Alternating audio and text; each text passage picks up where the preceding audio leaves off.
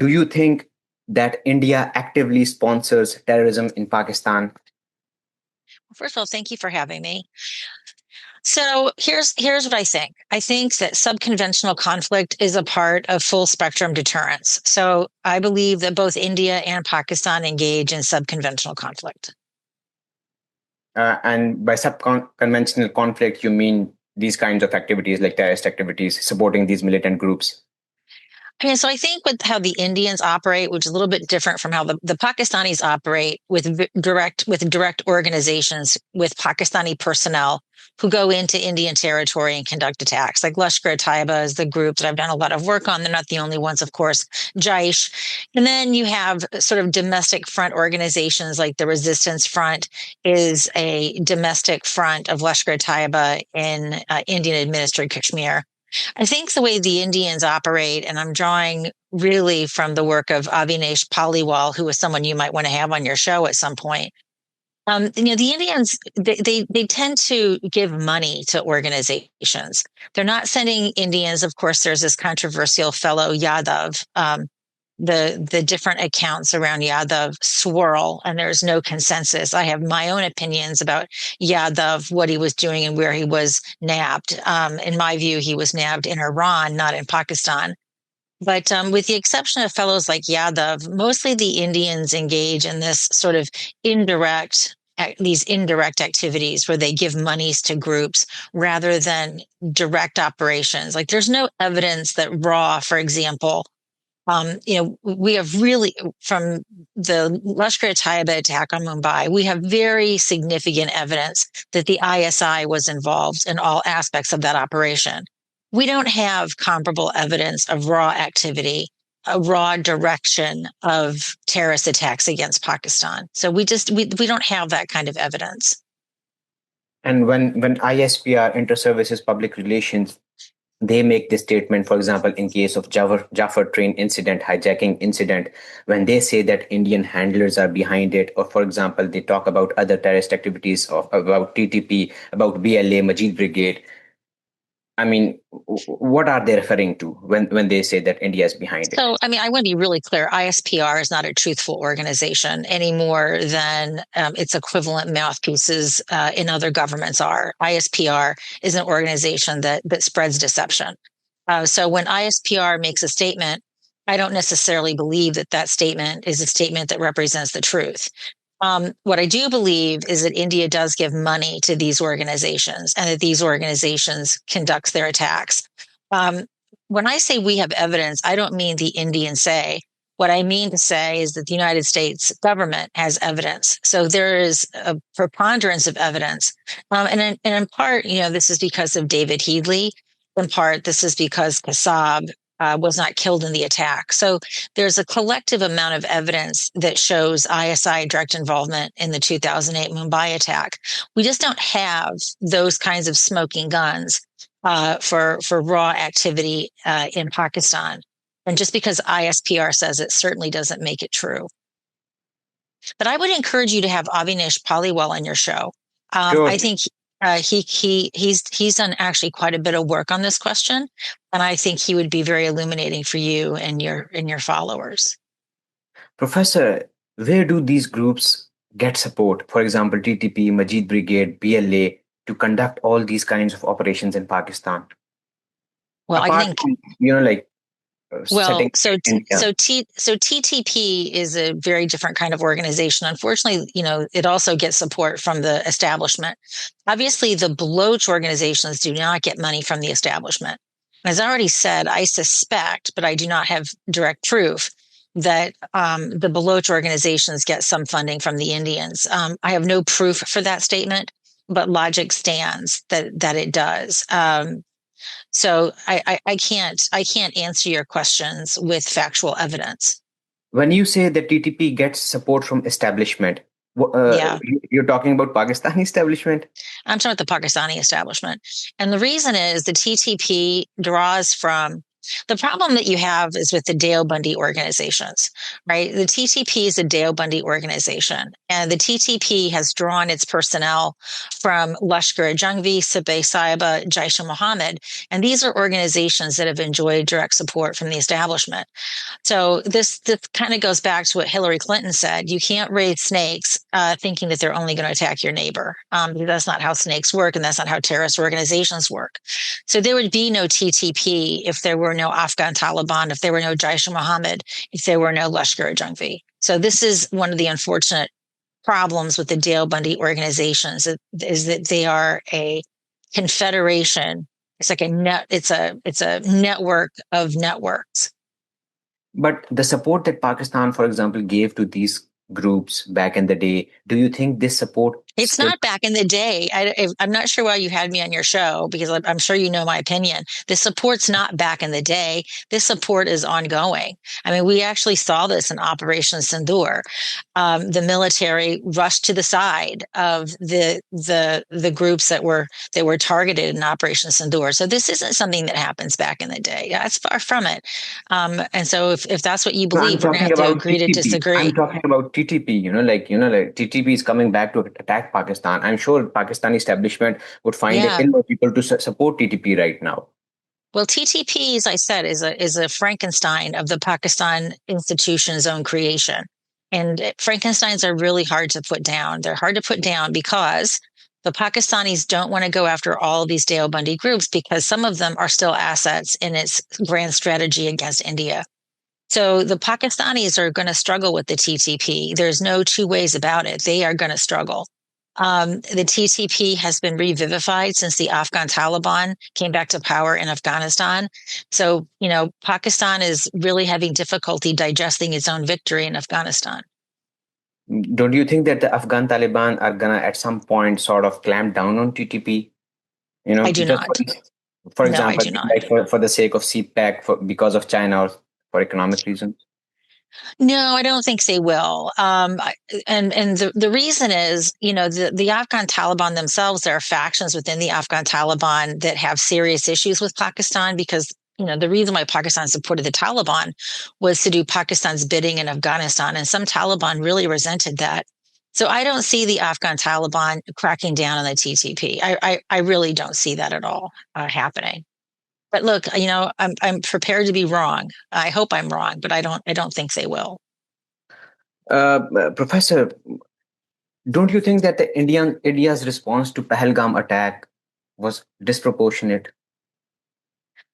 So it depends on what you think the objectives were. If the Indian objectives, the stated objectives were to deter Pakistan or to retard the ability of these groups to conduct terror attacks in the future. Now, if that is the stated goal, and I accept it at face value, Operation Sindur did not achieve those goals. In fact, as is well known, the Indians gave the Pakistanis a heads up that they were going to be attacking these targets. So that gave the Pakistanis plenty of time to get those resources into safe houses. So it certainly did not achieve the stated goal at the time.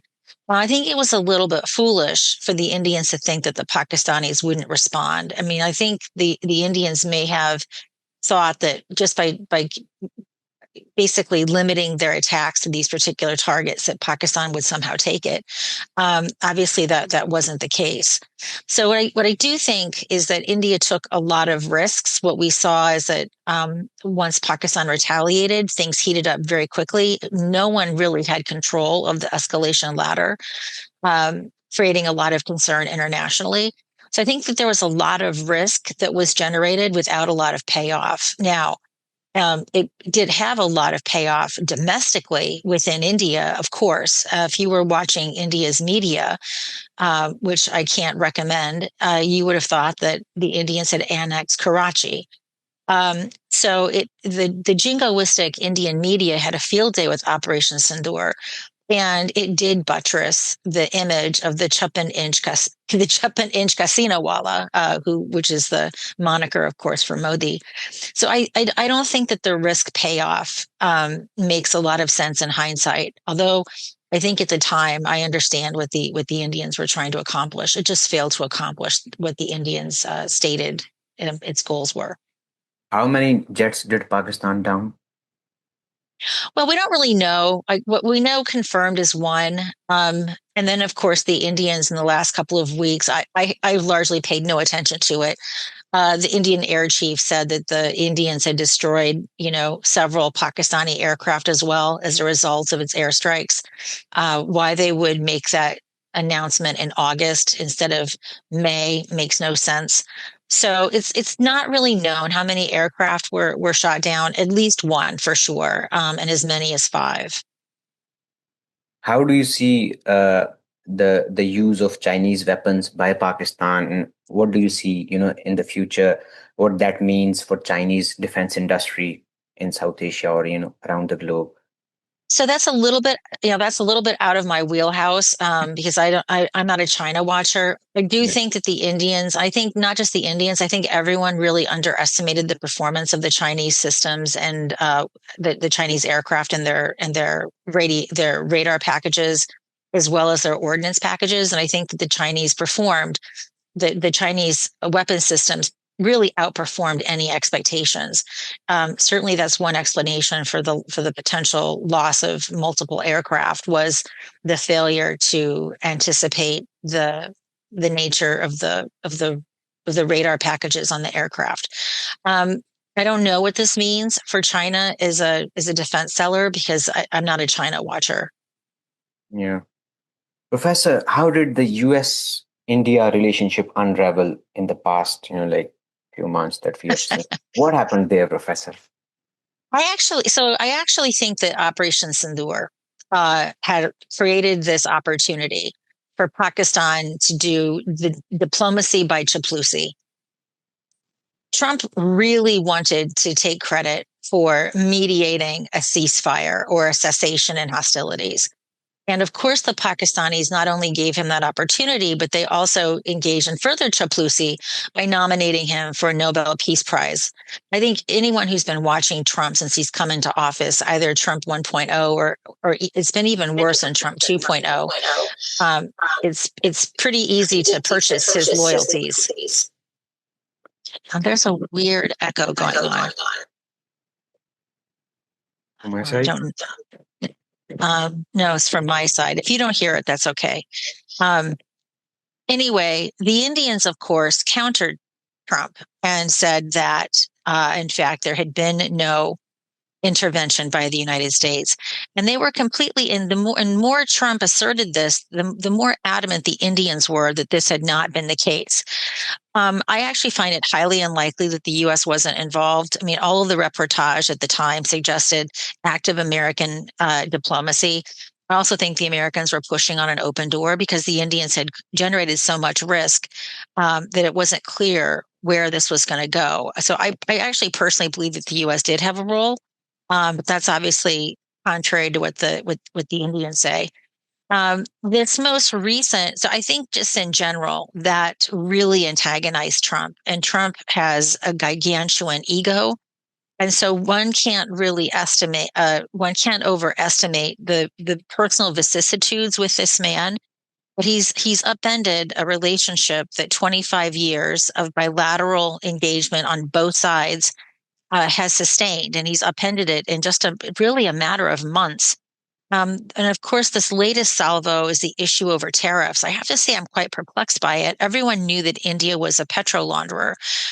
Everyone, and I believe that the previous ambassador Garcetti actually admitted that the U.S. had encouraged India to be a petro launderer. So everyone knew this was going on.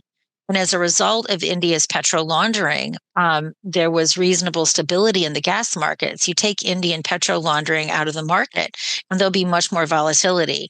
And of course, volatility in the gas market is not something that has a lot of political support. So I'm very baffled by the origins of this, the additional 25% that he applied on India as a result of India's petro laundering of Russian oil.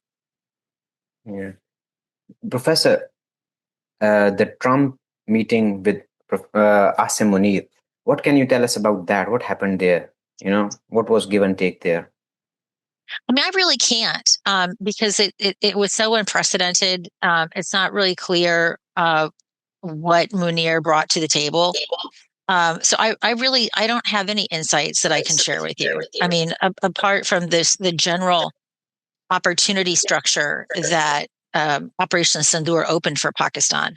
But whether we call it flattery, chaplacy, at the end of the day, if it helped in mending relationship with the US for Pakistan, don't you think that it's workable, it's acceptable? Well, I mean, what I will tell you is that the fundamentals in the US-Pakistan relationship is unchanged, right? So you can flatter Trump's ego. Munir can come for lunch. Field Marshal Munir can come for lunch. It doesn't change the fundamentals in our relationship, which is the United States cares about nuclear proliferation, and it is concerned about Pakistani terrorism.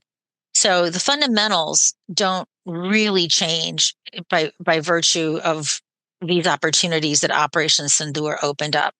So, I don't have an opinion one way or the other whether this is good for the United States or good for Pakistan. Structurally, the structural lineaments of this engagement, they just aren't there. There's too much difference. Um, I do think there's some historical pattern here. So you recall in the 1990, when the Russians withdrew from Afghanistan, the U.S. happily handed off its Afghan policy to the Pakistanis. Unfortunately, the consequence of that was 9/11. I do think there is some history going here, that there might be a desire to just simply um, just hand over the Afghan policy to the Pakistanis and see if round two has a different outcome than round one. And what is a US policy in Afghanistan to curb terrorism?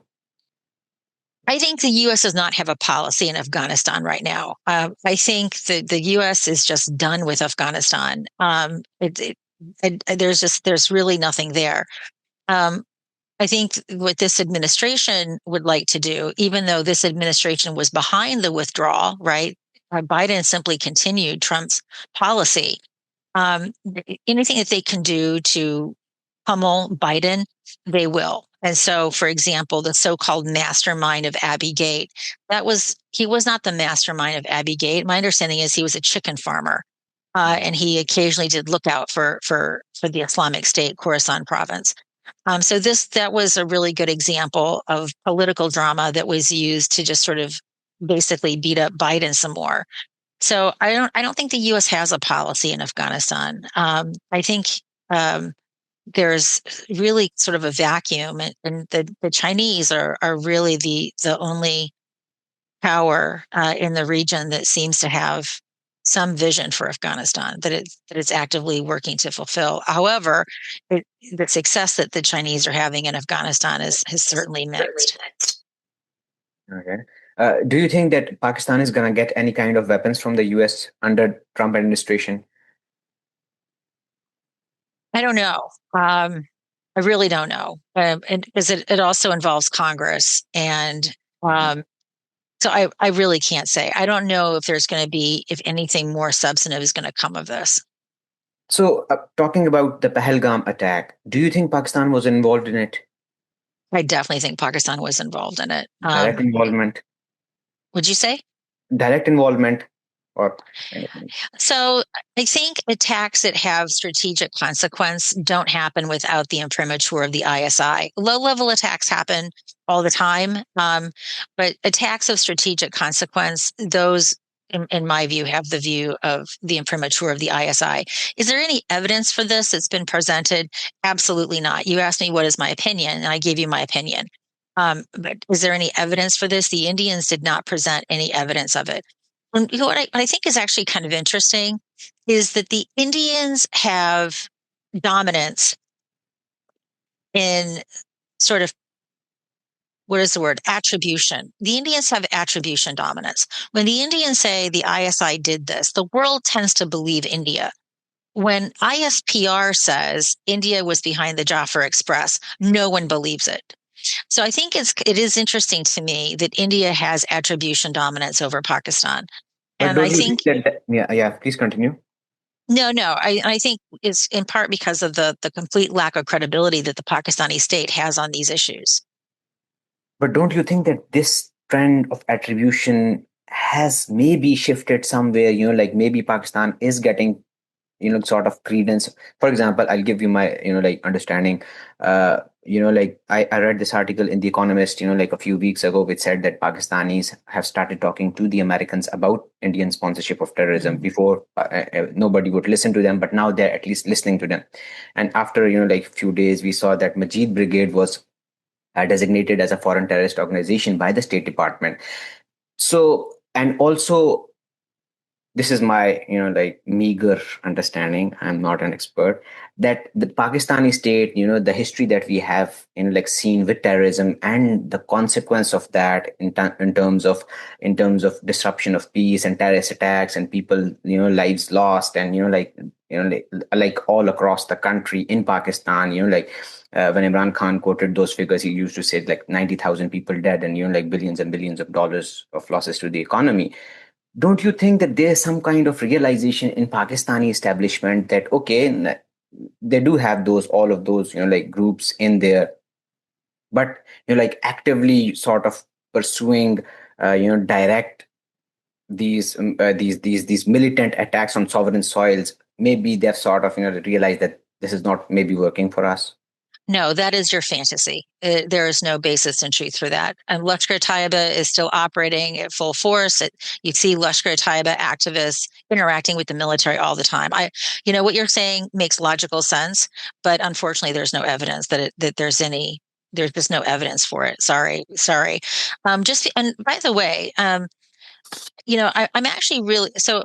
Back in 2009, I was actually one of the first people to flag Indian involvement in Balochistan, and I was pilloried for it. My colleagues called me up, they yelled at me. You remember at Sharm el Sheikh, this was explicitly raised by Manmohan Singh and his Pakistani counterpart at Sharm el Sheikh.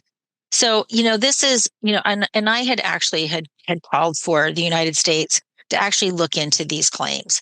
But there was absolutely no interest in that happening in 2009. So I actually think it's important that the United States is taking Pakistani claims seriously. Um, you know, it's obviously incumbent upon Pakistan to provide evidence, and it's because of the nature of the assistance that I suspect the Indians provide, which is very different from the assistance that the Pakistanis provide. I think that's why it's so hard to come up with a smoking gun. Right, because we have Pakistanis who are getting caught in Pakistan all the time, and we have signals intelligence. We have a lot of information that attests to the connections between the ISI and these Pakistan militant groups. But when you're giving money through cutouts, um, and you're not exhibiting direct operational control where you would have signals intelligence, it's really hard for the Pakistanis to provide intelligence packages that compare to the intelligence packages that exist for Pakistani support for terrorism. But just because those intelligence packages don't exist doesn't mean that the claim should not be investigated. Pakistan also gave that dossier of terrorism back in 2021 to the I'm, UN. I hate to tell you, Pakistan's dossiers are almost as hilarious as the Indians' dossiers. Both of these dossiers are jokes. They don't have any sort of No, substance. no. Hmm. I mean, this in the game of dossiers, neither India nor Pakistan, I have to say, fare very credibly. Hmm. Hmm. Professor, the unilateral suspension of Indus Water Treaty, do you think it's weaponization of water by India? So, and I only have 10 minutes, 10 more minutes because and then I have to go. Yeah. So I think India would like to weaponize water. But now I want to be really clear. I am not a hydrologist, and this requires the expert opinion of people who are actually hydrologists. But here's what I do understand from experts on this topic. The Indians can't really seriously engage in withholding water to Pakistan without investing in dams and barrages, a significant investment in dams and barrages. So this isn't something that happens over the long term. What I suspect India wants is to renegotiate the Indus Water Treaty. And they're trying to basically engage in coercive diplomacy to renegotiate the Indus Water Treaty. That's what I think the end game is renegotiation of this treaty on terms that are more favorable to India. Professor, do you think Qasim Munir, our field marshal, is gonna become the president of Pakistan? You know, there's a part of me that says he's very self-aggrandizing, he's very unstable, he's very erratic, and he does what behooves himself. And if you take those characteristics, why wouldn't he want to be the president of Pakistan? On the other hand, he pretty much gets what he wants without ruling directly, right? Without being completely responsible for example, the flood that has devastated the Punjab, or the ongoing economic crises that Pakistan cannot seem to haul itself out of. So he seems to be able to control the country without having any direct responsibility in his current capacity. So one could ask, why would he want to be president? So there's arguments for or against. To be honest, I don't have an opinion one way or the other of whether he will or won't be the president. It won't. It won't functionally change the lives of Pakistanis, whether he's field marshal or president. The average Pakistani's life is going to continue unchanged. Do you see Imran Khan coming out? Not unless he has a really serious samjhota with Munir, and I don't think that is in the composition of Khan's psyche. Is it he will come to some kind of samjhota with Munir? Don't see that happening. Thank you, Professor, for your time. It was lovely talking to you. Maybe I'll talk to you again. Have a All good right. night. You two have a great evening.